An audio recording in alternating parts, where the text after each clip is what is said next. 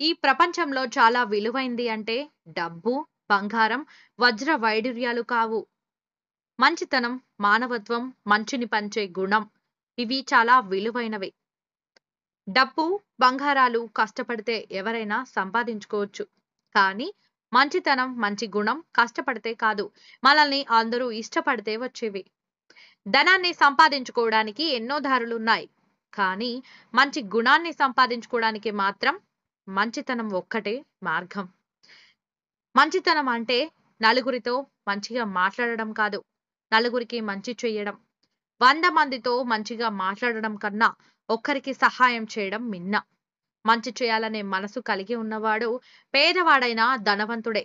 కానీ చెడు చేయాలని తలచినవాడు ఎంత ధనికుడైనా పేదవాడే. చస్తే స్వర్గానికి పోతామో, నరకానికి వెళ్తామో తెలియదు.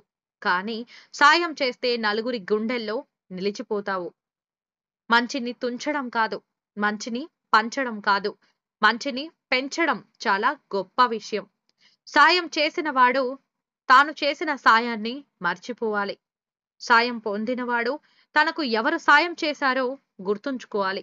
అప్పుడే మంచితనానికి విలువ పెరుగుతుంది. మానవత్వం ప్రపంచాన్ని ఏలుతుంది. ప్రపంచంలో అందరినీ మంచివాళ్ళలా ఉండమని నేను చెప్పట్లేదు. కానీ ఎదుటి వారికి హాని చేయకుండా ఉంటే సరిపోతుంది. ఈ వీడియో గనక మీకు నచ్చినట్లయితే లైక్ చేయండి, షేర్ చేయండి, సబ్స్క్రైబ్ చేయండి.